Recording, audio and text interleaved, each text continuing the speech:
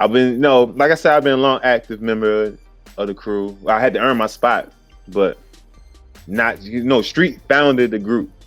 But him being my brother, he didn't want me to rap because, I was good at basketball. So I didn't ever really take it seriously because I was focused on basketball. And I was like, nobody want me to rap. Shout out to Dro too, because he pushed me to be a better rapper. Shout out to King Dro. I always got to give him his credit because he would always work with me when nobody would. Not saying they didn't want to, but Dro definitely pushed me. He did a mixtape with me. So he pushed me. But yeah, I ain't take it seriously till I graduated and realized I ain't gonna say my basketball career was ended, but it was on a hold. And now, like I said, I've been waiting all my life to get the opportunity to show everybody what I got. So once Street started pushing, giving me beats and pushing me to be better, it was that time. So I really appreciate the album, though it's still my baby, but there's a lot of flaws in it when I hear it, but it made me who I am today. So yeah, but you gotta, but since waiting though, like I understand it might have some flaws in it. I think any artist, like we all, as an artist myself, we all can go back and look at any project. I'm sure Jay-Z can listen to Reasonable Doubt and say, oh man, I could have did 22 twos better. You know what I'm saying? No, that's a fact. You know what I'm saying? So but since then you have, quote unquote, I guess you can say, redeemed yourself, because you have put out, some would say, classic bodies of work from an indie level. Some would say, shit, even on a major level, like the work you are putting out is competitive. Right. You want to talk about the projects that you put out since waiting? Yeah. Well, Trap Baby Jesus, that was my second album. It took me a while to drop that. Mind you, 2012, waiting. 2018, Trap Baby Jesus. Meaning because only reason, and I started Trap Baby Jesus in 2013, but I did that Street Crib and Street Computer crash, and I had to re-record every song over. So I was just irritated to the point I was like, you know what? I'll wait. I didn't know that. Let's talk about that. Talk about the frustration of that, like, because at that point, were you writing rhymes, or am I moving too fast? Because I was still writing. People don't know your formula. Oh, I was moving too fast. Yeah, you are. But no, I was still writing it, and like I said, I had like a good 7 songs that I recorded at Street Crib. Anyway, I was feeling real confident about that project. I had beats from Street Scott, I had beats from Jay Fetty. Shout out to Fetty. And I did. I was on the road. Then he told me his computer crashed. We lost everything. So I was like, you know what? I'm gonna just take some time to crash.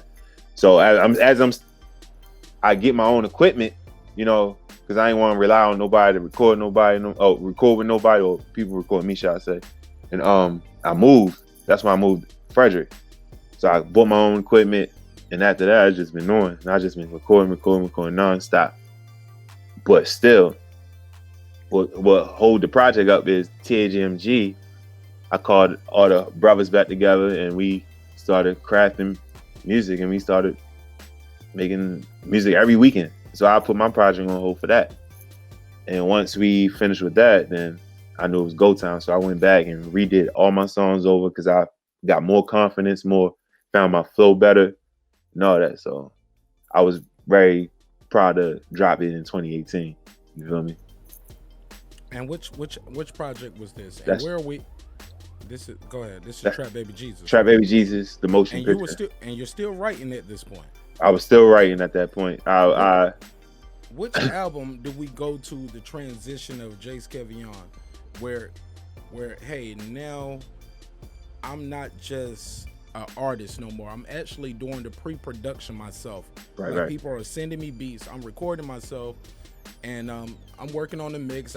You might send it to me. You might send it to Street. You send it out, or however it gets done. But you are now engineering yourself, and you are co-producing your own records now. Yes. How does that transition go to, and what album are we on? Are we before Greedy Wave? Have I went too fast? Help me out. But I want to say Trap Baby Jesus definitely helped me mold that to be the engineer I am and co-producer, as you say. But yeah, Trap Baby Jesus, I started with that. I was like, I hear things, I know how I want my records to sound. I do it myself or ask somebody to do it when I send it to the mix, because I don't mix. I can mix and master, but I want other people, professional ear, to hear something I don't hear, but our minds will click together. So absolutely, Trap Baby Jesus is where I started with that. Also, I ain't plug in. I did drop a mixtape, pre-production of Trap Baby Jesus, which did phenomenal. Audio Mac. I just want to say, I was very proud of that. I don't even do mixtapes. You feel me? But I had so much freestyles that I had in the vault, and songs that I had to let go that didn't make Trap Baby Jesus. So I hit up my DJ Shaky Biz, and we put that joint together. And that's surprising. That I sold out all my mixtapes and streamed very well on Audio Mac. So I got to plug that in because people forget about that project. But Trap Baby Jesus is where I started at. But I'm gonna say right after Trap Baby Jesus, I was done. Like, it was mixed and mastered. It wasn't even dropped yet. I started Gritty Way. Right after that same summer when everything was done, 2018. Street sent me some beats. I told him I wanted to change that direction, wanted to be more energetic, have more performance records, because Trap Baby Jesus is more like a concept story album about my life mixed with He Got Game movie. So yeah. So I couldn't really perform that at shows that I do for open up for people. So I wanted to do different records. You wanted something to compete with what you was, because you was out there testing the field, right? Yes. You was out there. You were opening up for big acts. You want to talk to people, for people who don't know about your stage performance, and like, you're just not some guy we just got on the channel who's my friend that raps. Like, you are out here. You're opening up for mainstream artists all over that's platinum selling artists. You want to talk about that, if you can? Oh yeah. I opened up for the first major person.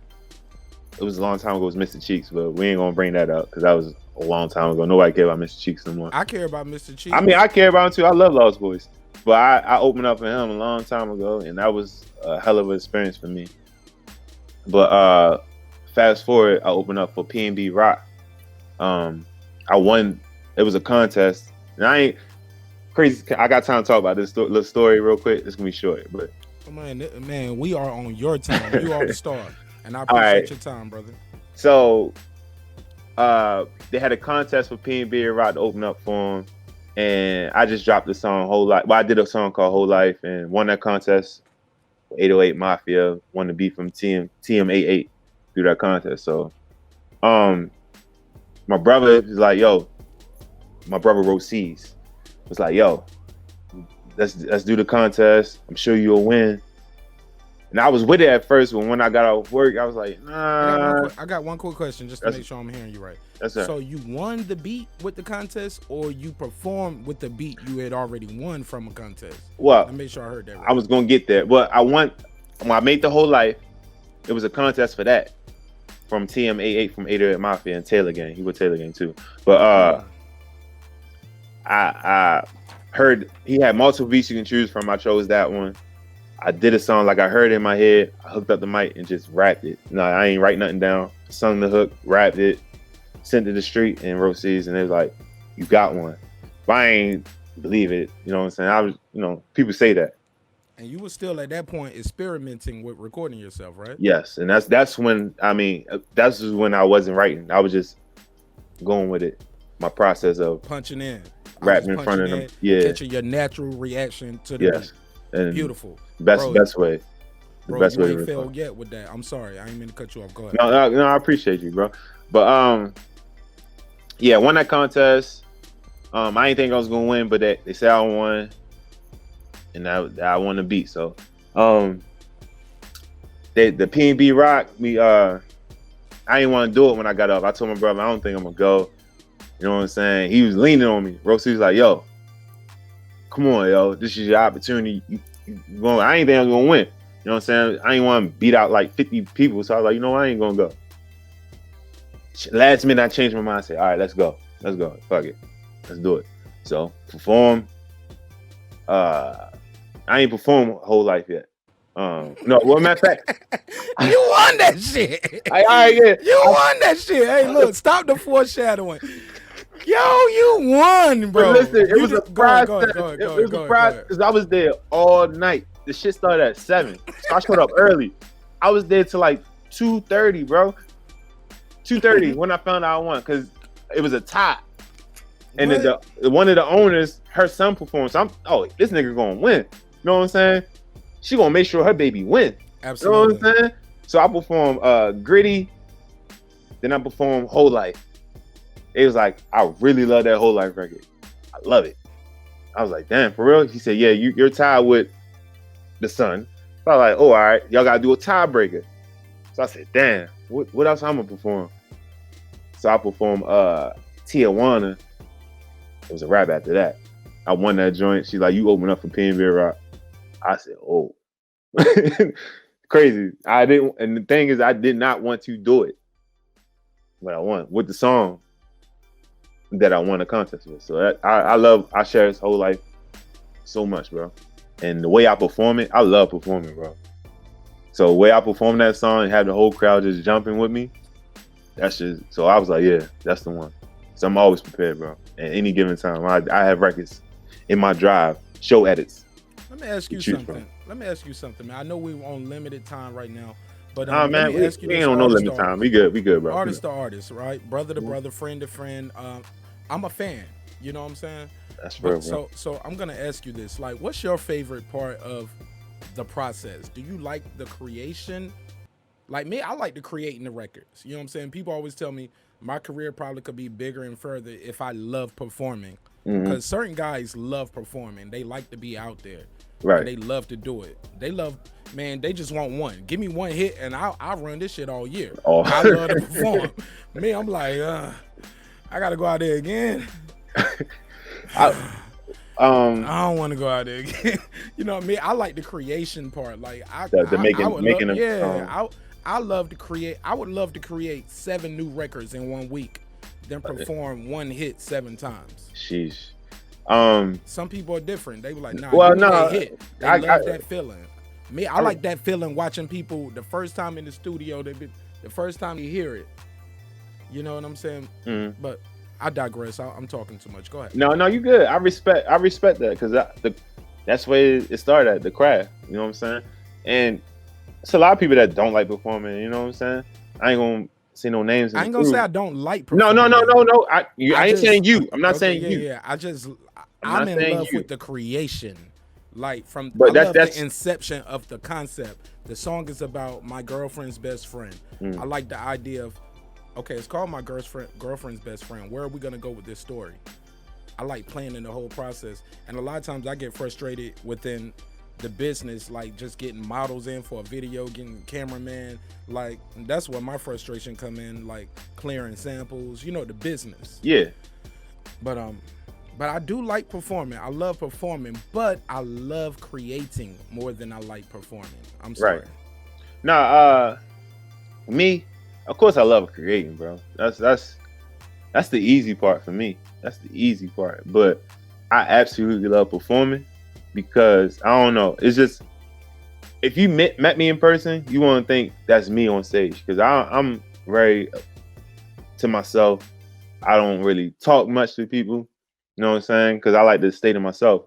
But when I'm on that stage, it's like a whole different outlet. That's how I express myself. And when you get the crowd to interact with you, best feeling in the world, bro. Best feeling in the world. The best show I ever did was the Wale show. The best show I ever did, bro. And talk to people about that. You just said that like that wasn't nothing. The best show I ever did was the Wale show. Like you went from Mr. Cheeks to Wale. You skipped a lot. And like, how did we get here? Like, you oh want to talk to well, people about that? I built the rapport with the lady at the club after the P&B Rock show. So I built a rapport with her. We talked, and she like, the next show I'm doing is Wale if you're interested. You know what I'm saying?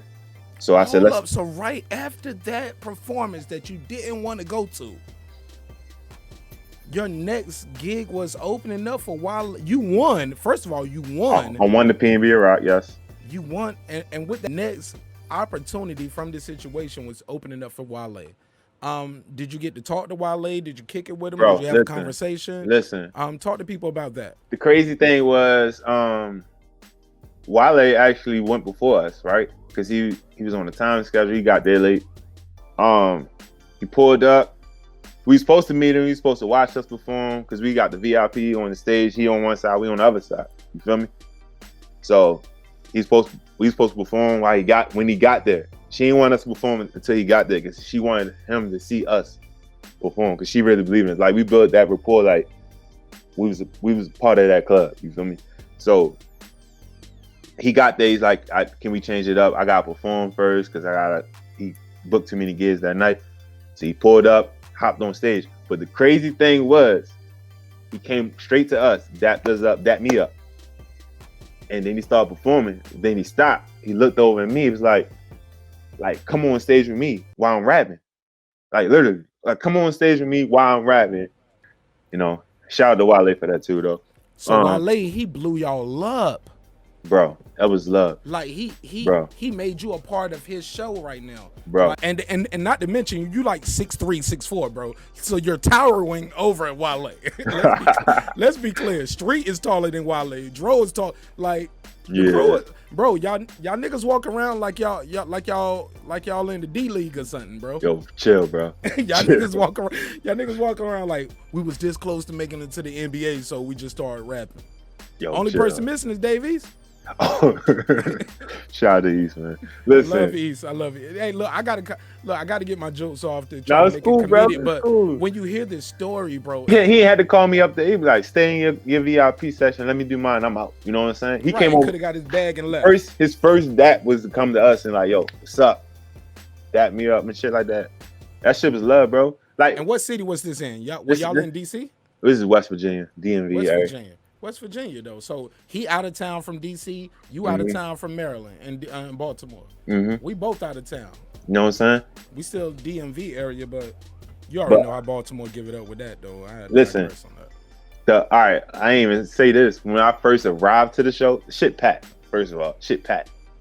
When I walked onto the stage, nothing but screams, bro. Like, every bitches, yeah. I don't like call females, but yeah, man.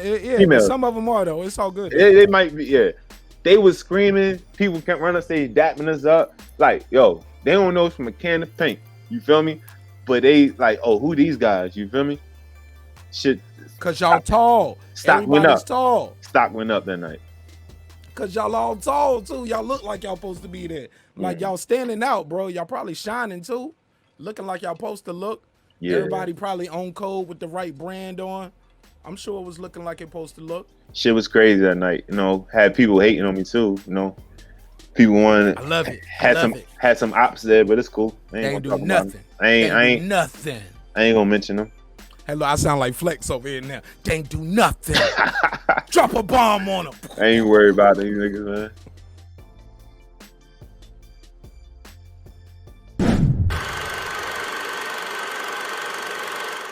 This that squad sound.